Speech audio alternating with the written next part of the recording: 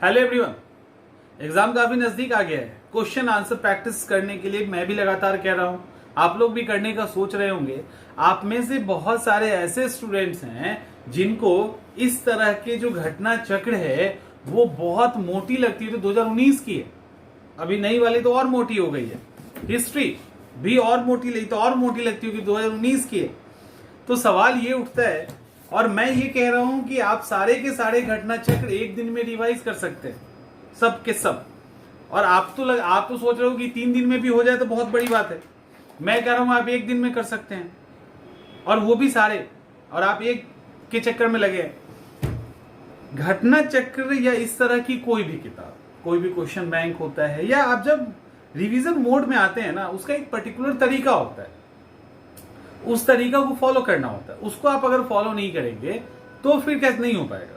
तब तो फिर एज यूजुअल जैसे आप पहले दिन पढ़ रहे हैं तो उससे थोड़ा स्पीड बढ़ेगा, उससे ज्यादा क्या होगा।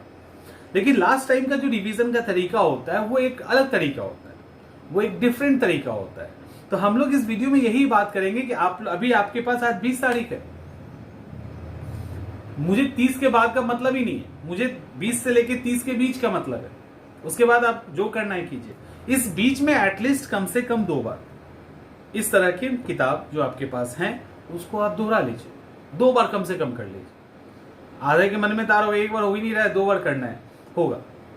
अभी देखो कि कैसे इसको आप फटाफट कंप्लीट कर सकते हैं। मैं थोड़ा सा और अलग अलग सब्जेक्ट में, मैं खास करके हिस्ट्री दिखा देता हूं, हिस्ट्री काफी मोटी है, ज्योग्राफी भी दिखा देता हूं, और लास्ट में इकोनॉमिक्स भी दिखाएंगे कि इकोनॉमिक्स को भी आप कैसे करोगे और कैसे आप क्वेश्चंस को छांट नहीं पा रहे हैं, वो हम आपको दिखा देते हैं। तो चलिए स्टार्ट करते हैं, और यहां से फ्लिप कर रहे हैं कैमरा और आपको सीधा सीधा इस पर दिखाते हैं। हम लोग अभी लिए हैं ज्योग्राफी को। चलिए सबसे पहले ज्योग्राफी में देखते हैं कि इसको कैसे करेंगे। जैसे मान लो, अच्छा उधर आ गया, कोई बात नहीं। जैसे मान लीजिए अक्षांश है, तो भारत का अक्षांशीय विस्तार क्या है आपको पता है ना, तो इसको हम क्लियर करेंगे, डन लिख देंगे, डी, कहानी खत्म, कहानी खत्म। ठीक है, ये 70 को हटाइए, इसको आपको चलिए आपको याद करना होगा। कर्क रेखा किस राज्य से होकर गुजरती है? आपने 8 राज्यों का नाम याद है आपको ना, तो इसको याद करने की अभी जरूरत नहीं है, आप याद है। ठीक है, इसको रिवीजन में नहीं डालते, इस तरह के सवाल रिवीजन में नहीं डालते। ये देखो, ये खुद का रिपीटेड सवाल है। कर्क रेखा कहां से गुजरती है, देख लीजिए। कर्क रेखा कितने राज्यों से गुजरती है? क्या ये रिपीट करने का सवाल है? ये ऑलरेडी डन हो चुका है, ये ऑलरेडी डन हो चुका है। कर्क रेखा भारत के उत्तर में स्थित, मतलब यहां पे भी किस राज्य से होकर गुजर रही है, यही है ना, खत्म हो गया कहानी। किस राज्य से होकर एक कर्क रेखा गुजरती है? देखो किस तरह से रिपीट भी सवाल हो रहा है, सवाल रिपीट भी हो रहा है। और आप इस तरह से, अब यहां पे जैसे एक सवाल है कि निम्नलिखित में से कौन शहर कर्क रेखा के सबसे नजदीक है? चलो ठीक है, ये हमको याद नहीं, इसको हम देख लेंगे एक बार, इसको हम देख लेंगे। गुजरात और अरुणाचल प्रदेश, यहां लिखा है ना, गुजरात और अरुणाचल प्रदेश में सबसे पूर्वी छोर पर जो भी देश है, जो भी जगह है, उससे कितने समय का अंतराल है? तो हमको पता है कि अंतराल लगभग 2 घंटे का है। अगर नहीं पता है तो पढ़ेंगे, नहीं पता है तो पढ़ेंगे, इसमें नहीं है दो राय। और अगर पता है तो फिर कोई बात नहीं, उसको हम टिक करके आगे बढ़ेंगे। ये तो अभी इस पॉइंट में है, आपको इसीलिए ज्यादा दिक्कत हो रही है। जैसे अभी देखो, भारत का सबसे सुदूरतम साउदर्न पॉइंट सबको याद है, तो यहां पे आप लिखिए जो याद है, डन। ठीक है, भारत का दक्षिणतम बिंदु क्या है, डन। आपका देखिए क्वेश्चंस कैसे खत्म हो रहा है। भारत का सबसे पश्चिम बिंदु, अब भारत का सबसे जो पश्चिम बिंदु है आपको पता ही होगा कहां होगा, जो पश्चिम है, तो सिंपल सी बात है, गुजरात के अंदर है, डन हो गया। तो इस तरह से आप जो आपको आ गया है, अब रेड क्लिफ रेखा कौन सी है ये पता है ना आपको, और आप इस तरह से अगर रेड कलर से या जो भी आपका कलर है, डूरंट लाइन कहां है आपको पता है ना, नेपाल के पड़ोसी राज्य कौन कौन से हैं आपको पता है ना। ठीक है, यहां पे भी डी लिखिए ऐसे करके। भारत की सबसे बड़ी स्थलीय सीमा किसके साथ है पता है, बचपन MBA कोड याद ही होगा, तो डी। अब मान लो कि मैं अब इस लास्ट पेज का एग्जांपल मैं दिखा देता हूं आपको। मैकमोहन रेखा यहां गया, डी। चलो, भारत और चीन की उत्तर पूर्वी सीमा का सीमांकन कौन करता है, हटाओ, हो गया, डी। किसके द्वारा भारत श्रीलंका अलग है बताने की जरूरत है, डी। भारत और पाकिस्तान के बीच सीमा निर्धारित की गई है, ठीक है। बांग्लादेश के साथ कौन सा सीमा नहीं बनाता है? एक बार पढ़ लोगे ये भी हो जाएगा, ये भी उसी के अंदर आ रहा है। इनमें से कौन सा राज्य म्यांमार पे नहीं है? सिंपल सा सवाल है।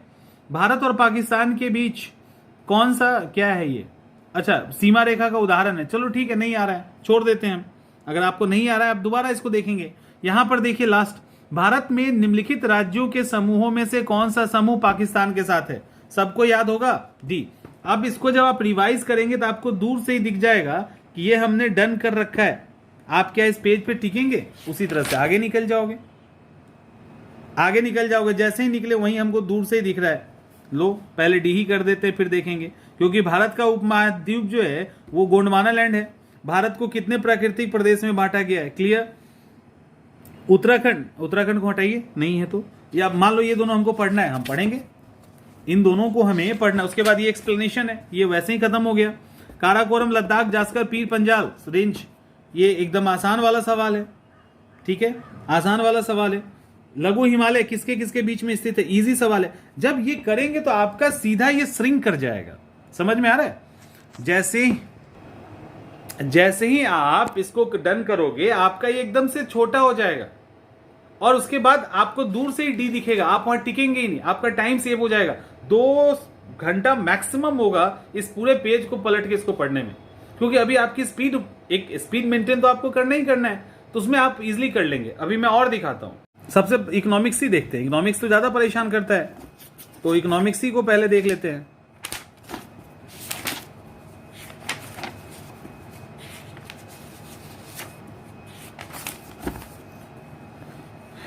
चलिए, अब इसमें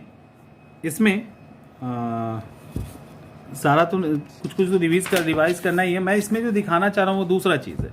इसको दूसरे तरीके से करते हैं। लाइक जैसे हिंदू वृद्धि दर, तो हिंदू वृद्धि दर एक बार पढ़ लिया तो उसके बाद आपको इसकी जरूरत नहीं पड़ेगी। आर्थिक विकास कहाँ है? सामान्यतः युग्मित होता है।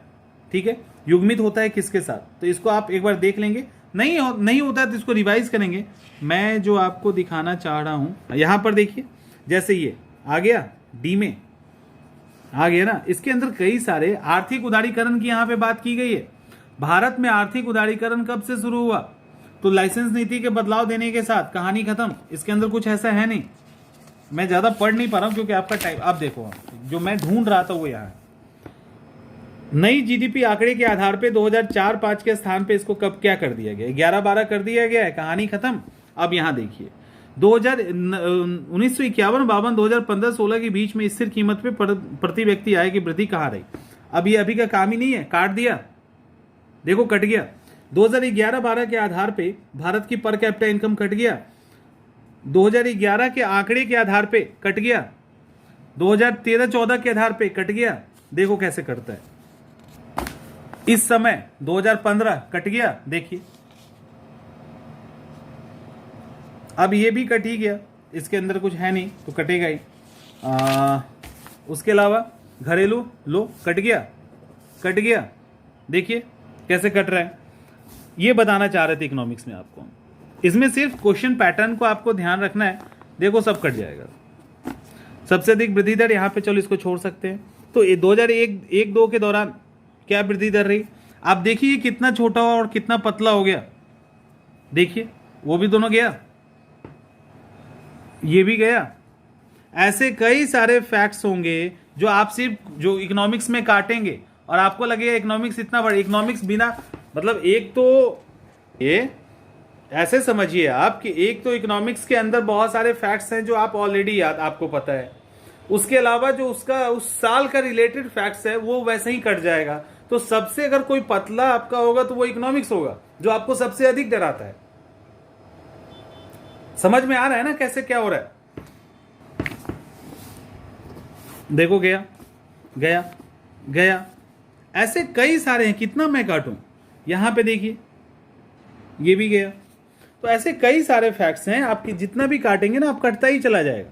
तो ये आपका हो जाएगा पतला। इकोनॉमिक्स के लिए जो आप लोगों को डर लग रहा था वो डरने की बिल्कुल ही जरूरत नहीं है। अब देखो इकोनॉमिक्स कितना आगे जाके बहुत सारे ऐसे आपको मिलेंगे फैक्ट्स जो कटेंगे भी और आप याद कर लेंगे। तो जो ज्योग्राफी का फंडा था उस ज्योग्राफी के साथ इकोनॉमिक्स में थोड़ी चीजें बदल गई। तो इसीलिए हर एक पे एक अलग स्ट्रैटेजी काम करती है।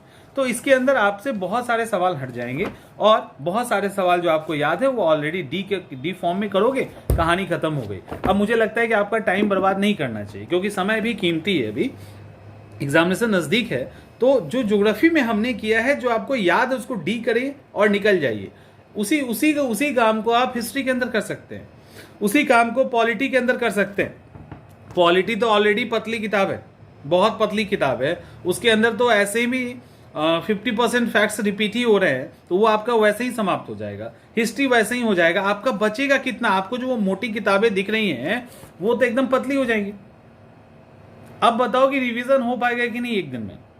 तो 100% आपकी जितने भी किताब हैं उस पर अगर ये काम आप कर लोगे, आज भी कर लेंगे ना, तो फटाफट करते चलिए और बढ़ते चलिए। 2 दिन के अंदर आप ये डी वाला सिस्टम जो आपको याद है, जो काटना है वो कट जाएगा, और पढ़ भी लोगे और उसके बाद रिपीट करना बहुत ही ईजी हो जाएगा। तो आप अभी कर सकते हैं, अभी समय है आपके पास, आप बहुत अच्छे से कर सकते हैं।